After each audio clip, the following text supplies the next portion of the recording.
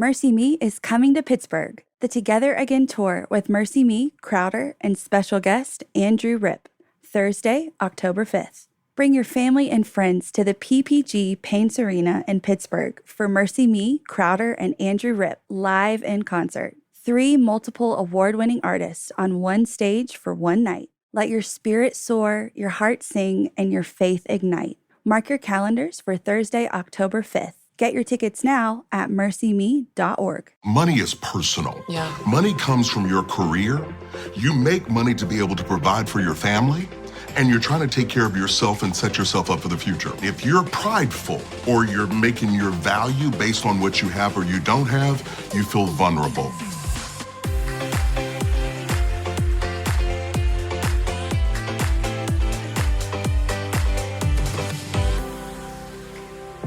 Hey everyone, and welcome to the Christy Wright Show. I'm so excited because today we are talking about something that affects every area of your life. It's gonna be a good one because we are talking about money. What an important topic to talk about as we continue this New Year's theme to start 2021 off on the right foot. And then I get to sit down with my good friend, Chris Hogan, who's also a best-selling author, host of The Chris Hogan Show, and a really funny, smart guy. We're gonna have a great show for you today. But first, let's talk about what you need to manage your money. Now, I know what you're thinking. You're thinking, Christy, I need more money. That's what I need to manage my money. I need more money that would fix my problems. Let me tell you something. You actually don't. You might be able to have more income, and that would certainly help your financial situation. But let me tell you about something that you can use that will change your financial situation today, even before your paycheck changes.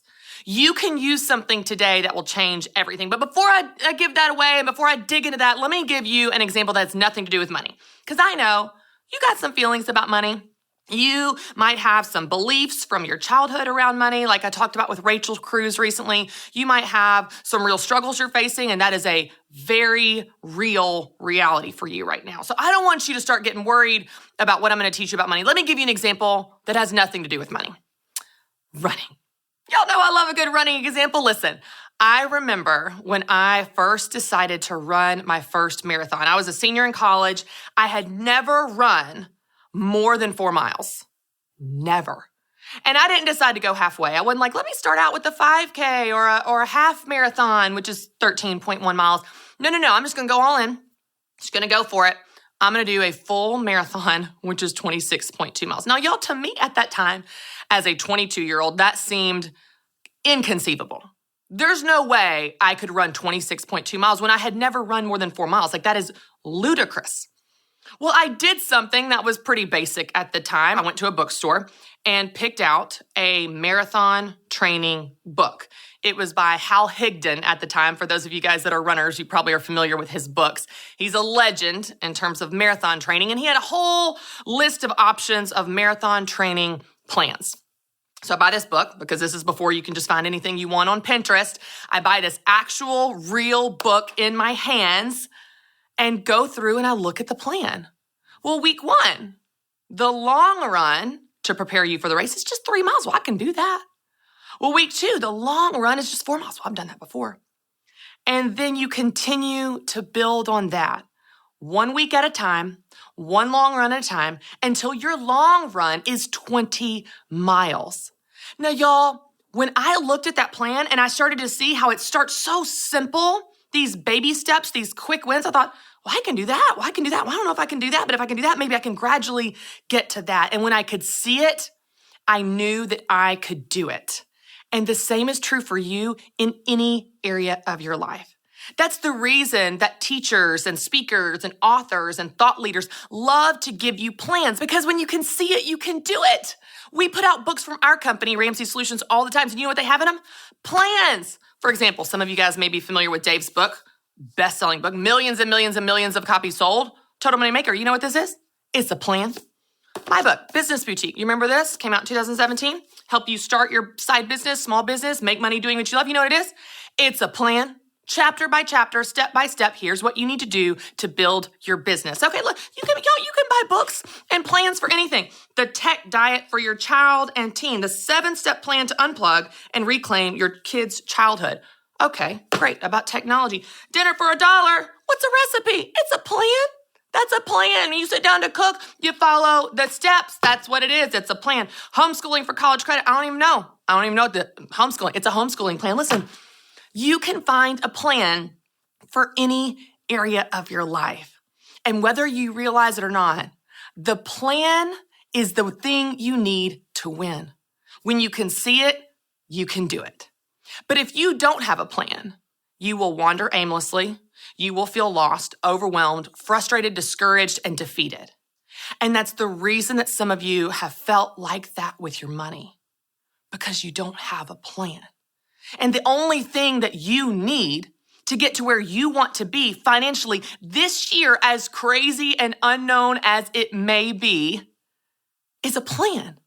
And do you know what a plan for your money is called? Go ahead, get your notebook out, get a pen, get a paper. You're going to want to write this down. Ready? Here's what it's called. It's called a budget. Yeah, I know. You're so disappointed right now. You're like, I thought she was going to give us something exciting, and that is so not exciting. It's really not. I understand that. I understand that the word budget is not exciting to you. But you know what is exciting? Paying for vacations in cash. Being able to save for your kids' college. Achieving the goals that you want to achieve, paying for the things that are important to you, feeling a sense of peace and contentment in your life because you have what you need and you're spending your money and your time on what's most important to you. Not being scared when bills come in the mail because you have an emergency fund. Getting paid on Friday, and guess what? Getting to keep that money. You're not paying it backwards to all this debt. What makes that possible? A plan. A budget. That's all it is. A budget is a plan for your money. I love how Dave Ramsey says, you will either tell your money where to go or you will wonder where it went. You've been there. Have you been there? I have been there. I have been there. And you work way too hard to look up and wonder where your money went. You work way too hard to get paid on Friday and not feel like you get to keep any of that money for your hard work. All you have to do is create a plan for your money. And when you do that, when you can see it, y'all, you know that you can do it.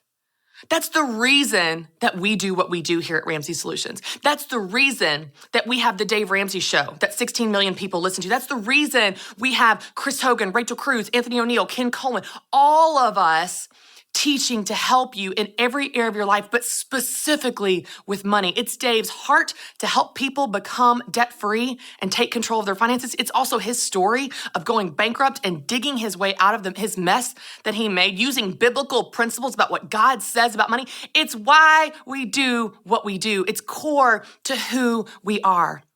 Total Money Makeover is a plan. Financial Peace University, that's a plan. Ramsey Plus, where we put all of our tools together into one easy-to-use system, that's a plan. And that's the only thing you need to get to where you want to be this year with your money. Now, a budget may not be exciting. It may not get you fired up and super inspired about a budget. But you know what? Actually getting to spend your hard-earned money on what's most important to you, that is exciting. The one thing you need to get control of your finances this year is a plan. All right, y'all, I'm so excited because I get to hang out with my good friend, Chris Hogan, who happens to be a best-selling author, host of The Chris Hogan Show. You do a lot of stuff, but I get to sit next to you all the time, so thanks for being here. Well, I'm just as busy as you. I know. You're moving around, buzzing. Christy, we got people to help. I know, but this is so fun because, Hogan, you've been on the Business Boutique podcast. You and I have hosted the Dave Ramsey Show together, which, by the way, I love hosting the show with you because we have fun and we're also just a little bit of smart aleck in us, a little feisty when we get together. But this is going to be fun because your specialty is money. Mm-hmm. You have a book on retirement, Retire Inspired. You have a book on everyday millionaires, helping people build wealth. Yeah. So you have been in this space for a very long time, decades. You've been helping people at all stages of this. And I thought it would be good as we're kicking off a new year. Yes. To talk about this area of our life that affects so many other areas. Yes, it is such a pain point. Yep. People have been struggling for a long time with their money habits, but last year really brought it to a new level. So I just want to start by asking you, why is this topic of money so hard? Why is it so hard to get a handle on our finances? It seems like sometimes we make 2 steps forward and 5 steps back. And gosh, last year threw everybody for a loop. So let's just talk about why is this topic in general so hard? Well, I think it is, Christy, because money is personal. Yeah. When you start to look at this, money comes from your career. You make money to be able to provide for your family, and you're trying to take care of yourself and set yourself up for the future. There are so many tenets that are coming on this one area. Yeah. And if you're prideful, and Lord knows I have been at times, and you measure your worth by how much you make, or you're making your value based on what you have or you don't have, you feel vulnerable. Yeah. And so you got pride and vulnerability come attached to this. Yeah. And then you add in this year. This has been one of the most challenging years we've had ever. It's impacted the way that we enjoy family, friends, the way we go to church. Jobs have been lost, millions of them. And so people are hurting right now. And I'm glad you point on that, because what happens when you hurt, you can tend to isolate. You can tend to kind of retract and feel that it's always going to be this way. And I want people to realize that, no, that's not true, that we actually get to make decisions for ourselves and our family.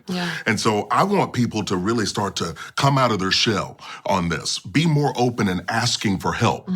Don't let pride get in the way of your progress. That's one of the things that I say. Don't you tweet it. I know you, okay? But don't let pride get in the way of your progress. And that is ask for help, but believe that you can get better. Okay, I love how you're talking about this, because your message is always so empowering. Like you, and one of the things that I think you and I love to do is we love to believe in people so much that they believe in themselves. Yes. And you're just so outstanding at that, Chris. Now, one of the things that I think that people are struggling with right now in particular is, in some capacity, they've lost hope, or maybe they've lost belief in their ability to manage their money. So, let me give you, I think there's a lot of parallels with weight loss, for example. They've tried diets. So it's like, why even try? Because I've failed so many times before. Right. They feel kind of like that about a budget. It's like, I've tried to manage my money, it didn't work. I've tried to pay off my debt, I didn't. So it's almost like they have lost confidence in their ability to do it. And I'm so excited because right now in January, we are in the middle of this campaign called a reset. I love that word. We're going to push the reset button. Lord knows we all need it. And we'll talk more about that later. But let's talk about, how do we get out of the rut where you feel like, gosh, I've never been able to manage money before. Right. What's going to be different about this attempt? Well, people feel that way because either A, they didn't know about money. They weren't taught, right? That's an excuse that I hear. I have to call that out, because as a coach, that's my job, is to help people get better. Speak the truth. That's Gotta do it. So because you weren't taught young, because you've tried it and it didn't work, because you may not feel the encouragement to give it a try. You're fearful. These are all things that'll stand in the way of people even attempting it. So because you did it once and it didn't work, that doesn't mean that it won't work. It just means you didn't work it. And so now it's just a matter of realizing it's too crucial for you to stop. It's too important for the sake of those little people running around your house. And Lord knows you got a bunch of them. Okay? I got a bunch of teenagers running around. It's, if you stop, they don't get a chance to have better. If you stop, you don't get a chance to be a blessing to charities and organizations that you believe in. So it's got to come back to self. It's got to come back to going, okay, I didn't do this well maybe the first few times, but I'm hearing about it, and it's so important that I need to pursue knowledge on how to get better, or maybe even get a coach to walk with me to show me this, because once you get this down, it's like riding a bike. Once you get it down, you go, oh my gosh, I gave myself a raise. Now hear this, in this time of money being a struggle, if you'll budget, and we all know getting out of debt will give you a raise, but if you budget, you're going to have more power and more control than you thought you did. But we have to sit down and understand 2 things. You've got to know your income, how much is coming in, and you've got to know your expenses, Christy. If you're going to begin to do a budget, and some people start twitching when I say budget. No, it feels so legalistic. It rules. does. We don't like rules. Just speak to that really quickly for the people that's like, oh gosh, stop talking about a budget. Speak to that. And if why it's you so won't good. do a budget, then you're never going to feel like you have enough. And if you don't feel like you have enough, then you're not going to be content. So it's going to make you upset in your spirit and in the way you interact with money. It's a tool that helps you get to where you want to be and do what you want to do, right? There are thousands of scriptures in the Bible about money. Why? Lord knows we need to understand. It's a tool. Right. And so looking at this and understanding if money is a tool, then I need to know how to manage it. So budgeting is not legalistic. What I'm going to do is, and I love this John Maxwell quote. He says, you either tell money where to go or you get to wonder where it went. And that is the truth. It That is the so truth. It true. really is. So now it's a matter of sitting down and understanding your income, understanding your expenses. Now, with expenses, let's break that down. You've got fixed expenses and you have variable expenses. Fixed expenses. Amazon's a variable. Amazon is very variable. How many add to cart items do I have? Yeah, but but so fixed is your rent or your mortgage. Even your electric bill can vary. Right. So I need to sit down and kind of get a ballpark understanding of how much does it take for me to operate my family. Right. And so sitting down and having that awareness, looking at your income, looking at your expenses, now what you're going to do is begin to put some controls in place. We don't want to make excuses, right? Like we want to take personal responsibility. We don't want to make excuses and sit and have a pity party and wallow. That, and you and I are big on that. Like we will call out excuses and people all day. That's right. And in light of 2020, real people have lost real jobs. They have reasons to feel concerned. So how do you help people? And I know this is kind of a weird question, but I was just thinking about it as you were talking. How do you help people have grace for themselves and not go home where they lost their job and beat themselves up and say, I'm a failure, where like there's a real things, other variables at play, and still pick themselves back up and say, I'm going to take responsibility. I'm going to start searching for jobs. I'm going to get on a budget. I'm going to get smart. I'm going to, what does that balance look like? They're not beating themselves up, but they're also not they're doing both. So there's a fine line there. Yeah, let's talk about it. Whenever I talk to people and they tell me that they've lost a job, the first thing I say is, I'm sorry. Yeah. I want to sit for a second and acknowledge that this was the loss of something that was helping them provide for their family. Right. And there's an emotional aspect of it, too. There's an identity piece of it, whether we like it or not. It's like, well, I love it's that too much. thing. And you start to think that job is you, that it defines you. I'm a failure. Okay, I'm a failure. And so first I want to acknowledge there's the loss of something. But to me, whenever you have a loss, you've got an opportunity for gain. I like that. And so what I want people to do is acknowledge the loss and the hurt of that. But what are we going to do about it? Okay. Right? So what can you do? And so that is you dust off your resume. I want you to reach out to friends and family. Let them know you're looking for a job. Yeah. Now, notice I said that. You and I normally are talking about careers, but I say job because it's easier to find a better job when you have a job. When you have money coming in, that stress and pressure and worry of can I pay this bill or pay that, you're going to do better. And so find something that you're bringing in money. And it builds your confidence and your income That's at the same exactly time. right. So you get something coming in while you continue to look. Okay. Now, the company that lets you go or whatever, that's their loss, right? I want you to look at this as a move, as an opportunity for something better eventually. So yes, that voice in the back of your head, boy, that's a powerful one. Yeah. And I really want people to be careful of what you're telling yourself. I want people to think like a scientist, Christy. Okay? Have you ever noticed when a scientist does something, they never fail. Never. They say the experiment failed. Right? So they themselves are never a failure. The experiment failed. So I want you to think of that job that you lost or left, okay, that's done. That door, that chapter is closing. Now it's time to move to something else. Yeah. It's interesting that you put it in that light, and I love that example because when you look at it through jobs or money, it makes such sense. And I've really been talking to people all last year through Business Boutique where a lot of these businesses have been struggling or their client base is not buying or their customer habits are different. And they haven't lost a job, but they've lost business and they've had to pivot, innovate, come up with new ways. And some of them, Chris, are doing better than they've ever done before the pandemic. Because, like you said, it was a new opportunity. Yes, it was sad. Yes, it was scary for a minute. That's right. But they dusted themselves off, whether it's in a business or your resume or whatever, and they looked at, okay, let's do something new. And why do you think better. Why do you think they got to that? What do you mean? Why do you think things got better? Why do you think new ideas and things they were grew? forced to think of things differently. Thinking. Yes. That's exactly right. Yeah. They had to think different. Yeah. So the thing, the book, Who Moved Our Cheese, who moved the cheese? Yeah. The cheese got moved. And so we had to begin to look at this situation and go, well, what do I need to do now? Right. And I love that mindset. Right. And again, the opportunity to get people around you to guide you. Right. I know you are still guiding women and men all over the country, but looking at this and going, I need to make sure I've got the right mindset. Right. I've got the right tools and I'm growing in my knowledge. Yeah. And then having that spirit of being willing to try. Listen, I've got kids. I got 3 boys. You got 27 kids. 27, Yes, it feels like it, yeah. It does. It really does. But here's the thing that I realize. Money will obey better than our kids will. I mean, I Think believe about that. it. I believe that. I Because believe if that. we put a Benjamin on this table Yeah. and we say stay, Right, it's going to stay. if My I child will don't not. touch it and you don't touch it, it's going to stay. Right. Right? Kids are different. Right. And so what I want people to realize is that money will listen to you. You that's just have good. to tell it That what to do, is good. where to go, when it's allowed to leave, Yeah. and when it needs to arrive. Okay, this is really interesting. So this is a silly example. It just came to mind as you were talking. I used to work at a Young Life camp where I was a horse wrangler, and we'd take kids on trail rides and Yes. stuff. And the kids that would get on, especially those that were scared, they always felt like the horse was in control. But what I tried to help them understand is it doesn't matter that you're smaller, doesn't matter that you weigh less. You, with the bit and bridle, are in control of this There it animal. is. You are in control. And when you help them get that, Yes. it changed their whole experience of dominance over the animal. This child, a 7-year-old, would dominate this massive creature. And money, I think so often, we think of it just like you said. We Sure think do. it's in control of us. That's an We're awesome victims. example. It's No. like, no, you are. That's a great analogy. And the bridle, which for you non-horse people, that's the thing that goes in the mouth, okay? And the bit and all that. That's Yeah. how you control the horse. Yeah. I'm from Kentucky. Yeah, I have to yeah, tell yeah, them. yeah. But your budget is that control Oh, that's mechanism good.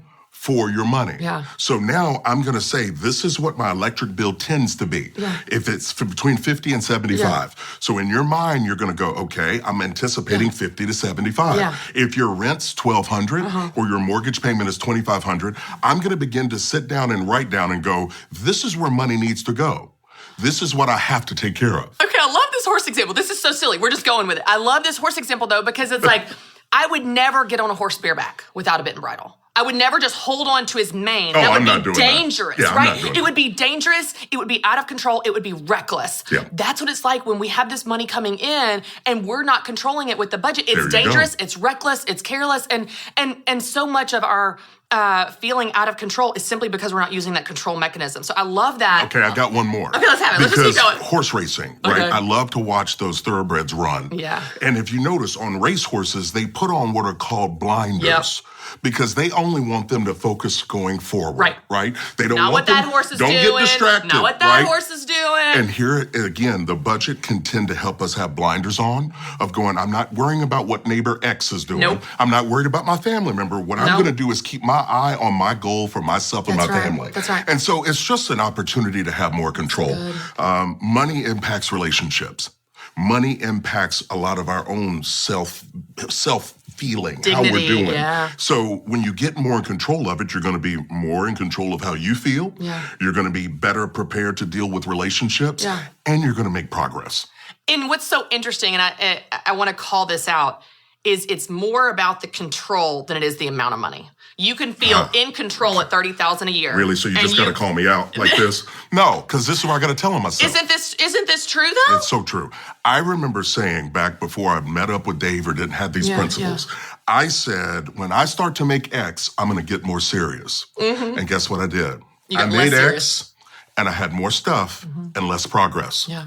And eventually it got to the point that my income had doubled. Yeah.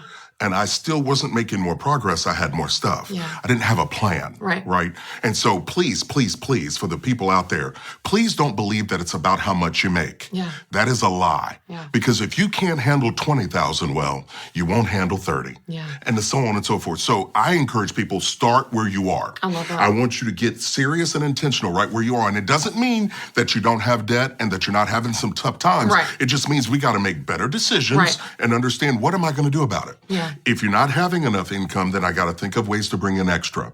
So I want people to be proactive instead of just reacting to their situation. Well, you've worked with football players. You've been a football player yourself. NFL players, 80% of NFL players are broke within 2 years of retirement. Yep. They're retiring in their 30s, 40s. Yep.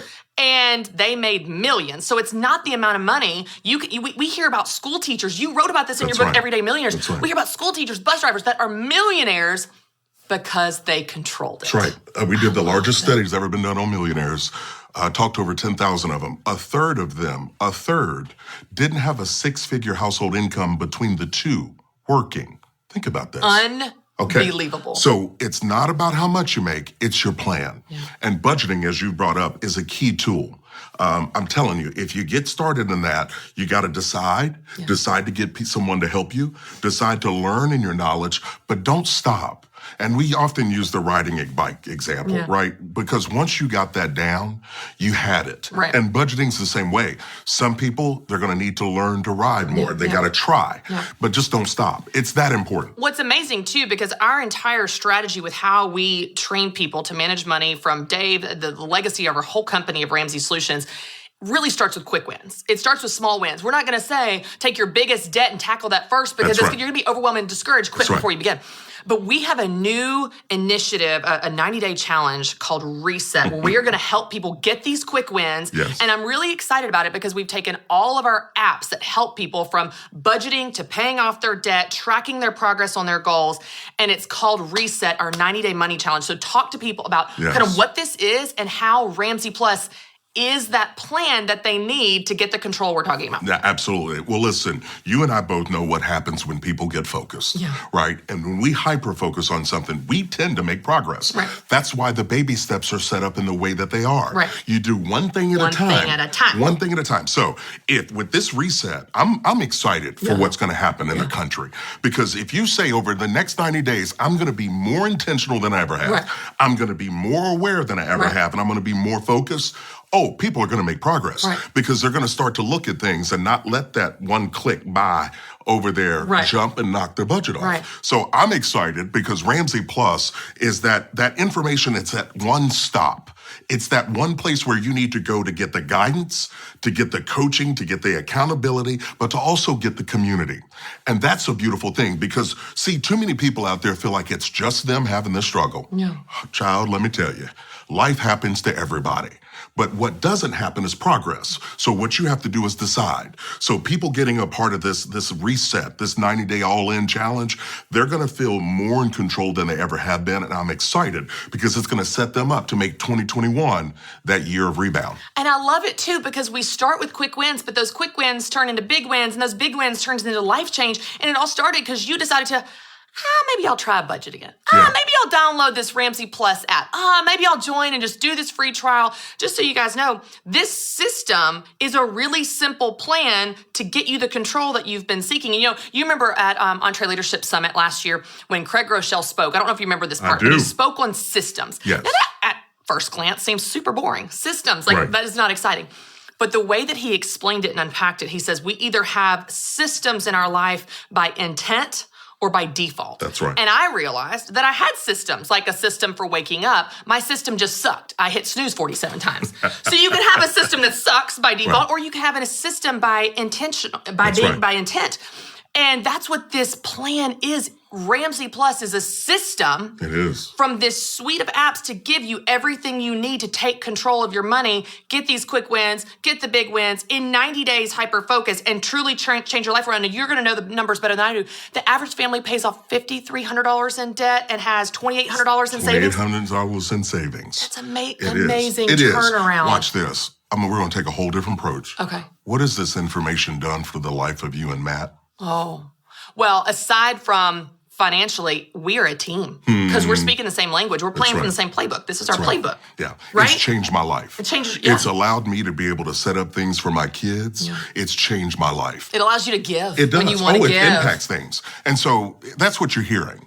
We're telling you about information that we've used in our lives. And it's made an incredible impact. Yeah. I want more people feeling that. Yeah. And let's not dabble in it. Yeah. Let's not look at it and take a peek at it. I want you to get all in on this 90-day challenge and watch what happens to your relationships, but also watch what happens to how you deal with money. Yeah. I think we're going to give people the encouragement to look at this thing in a total different way and to start to believe once and for all that they can do this. I love it. Okay. Now, I know people are wondering, how can I connect with you? How can I listen to your show? Yes. How can I know what's going on? So tell them how they can connect with you, and then I want to tell them all about the challenge. Fantastic.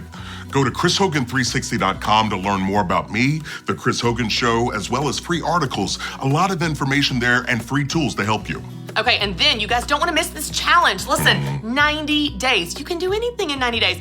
Text RESET to 33789. It's a completely free challenge. You can join, get a free trial of Ramsey Plus, and get on your money plan to start your year right. Chris, you're so fun. Thanks for being here. This is awesome. Thanks for coming. Yes.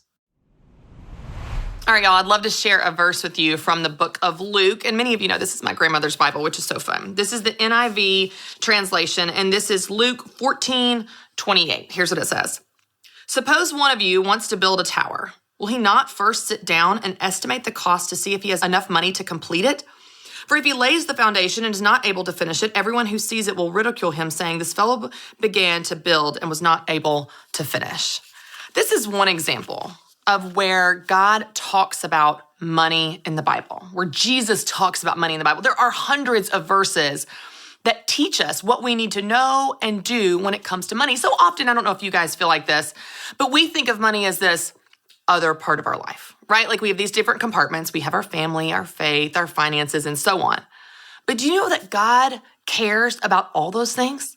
He even teaches us about all of those things in his word to us, the Bible.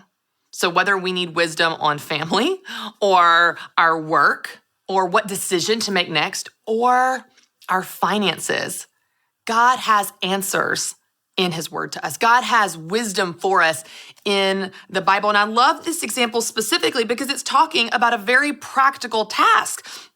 You want to build a tower. Wouldn't you first sit down to estimate the cost to see if you have enough money to complete it? You know what he's talking about? Budgeting. Yeah. Saving, planning. If you want to build a tower, you need a plan. If you want to build a tower, you need to see if you have enough money. If you want to build a tower, you need a budget. Now, maybe you're not building a tower. You're probably not. But what are you doing? What are you working on this year? What are you dreaming about? What goals are you setting? What are you hoping to buy? Maybe you want to do a big house project. Maybe you want to do a renovation. Maybe you want to do a home addition. You need a budget for that. Maybe you want to send your kids to a private school this year. You need a budget for that. Maybe you want to take a family vacation, travel. That would be great, right? You need to budget for that. Maybe you want to get out of debt. You need to budget for that. A budget is a tool that allows you to control your money. It puts you in the driver's seat of your life financially. But as we both know, that money pours into every single thing that you want to do. So if you want to do something like a new goal, like run a marathon, like the example I gave you, or have a baby, or get married, or build wells in Africa, or give more to your church, what you're going to need to have the money that you want to do those things is a budget so that you can make sure you have the money. You're calculating the cost of that, and you're telling that money where to go instead of wondering where it went. I love this reminder, as practical as it is, and talking about a tower, that we are called and commanded to plan, to sit down and estimate the cost to see if we have enough money to do the thing we want to do, to make those dreams and goals a reality this year. They probably are going to require money. And if they're going to require money, they're going to require a plan. So I've got a few journal questions for you as you think about this and pray about it and process it for your own life from the scripture, but also when you think about your bank account and your family and how you handle money right now. Your first journal question is this: how do you feel about the word budget? Like, be honest. Is that something that you feel good about, you're comfortable with, you're already doing, or is it something that you resist because it feels like a lot of rules and restrictions and no fun? How do you feel about a budget? Write down your answer.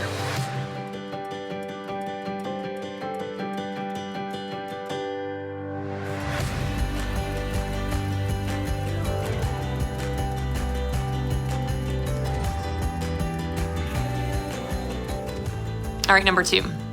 What dreams do you have for this year? What dreams do you have for your future? What do you hope to make happen this year? What are some things that you hope to be able to afford this year? What's your tower this year? Or maybe multiple things that you want to buy or invest in or save for this year. What are those things? For your second journal question, I want you to write down all of your dreams and goals and ideas of things that you would like to be able to afford and pay for this year.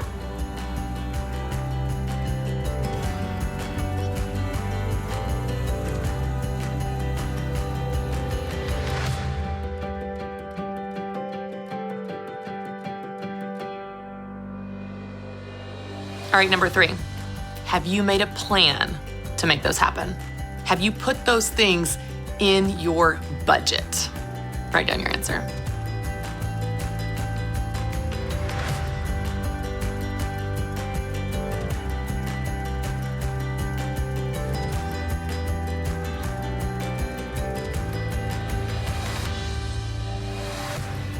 And lastly, number 4, what is one thing you're gonna do this week to start working on that plan?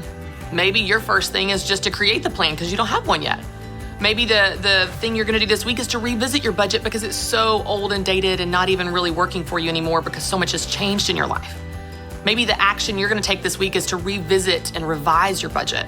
Maybe create a budget for the first time. Maybe add some of those dreams into your budget because they're not represented yet. What is one thing you're gonna do this week to start to work on your plan? Write down your answer.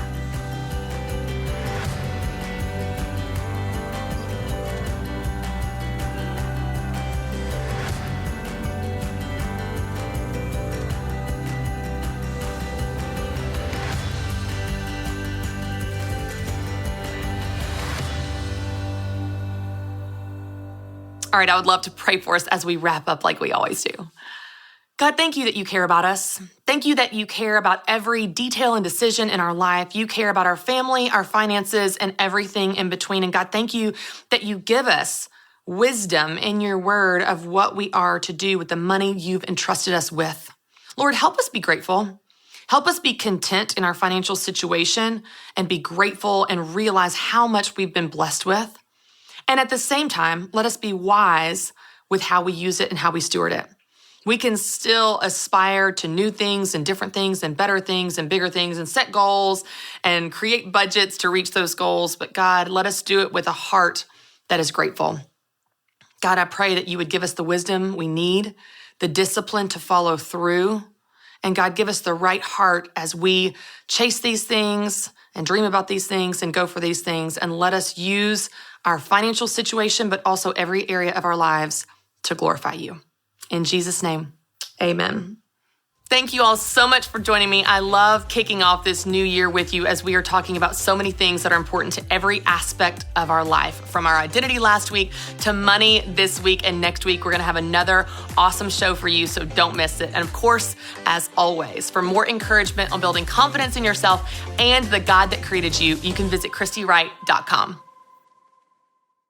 MercyMe is coming to Pittsburgh. The Together Again tour with MercyMe, Crowder, and special guest Andrew Ripp, Thursday, October 5th. Bring your family and friends to the PPG Paints Arena in Pittsburgh for MercyMe, Crowder, and Andrew Ripp live in concert. 3 multiple award-winning artists on one stage for one night. Let your spirit soar, your heart sing, and your faith ignite. Mark your calendars for Thursday, October 5th. Get your tickets now at mercyme.org.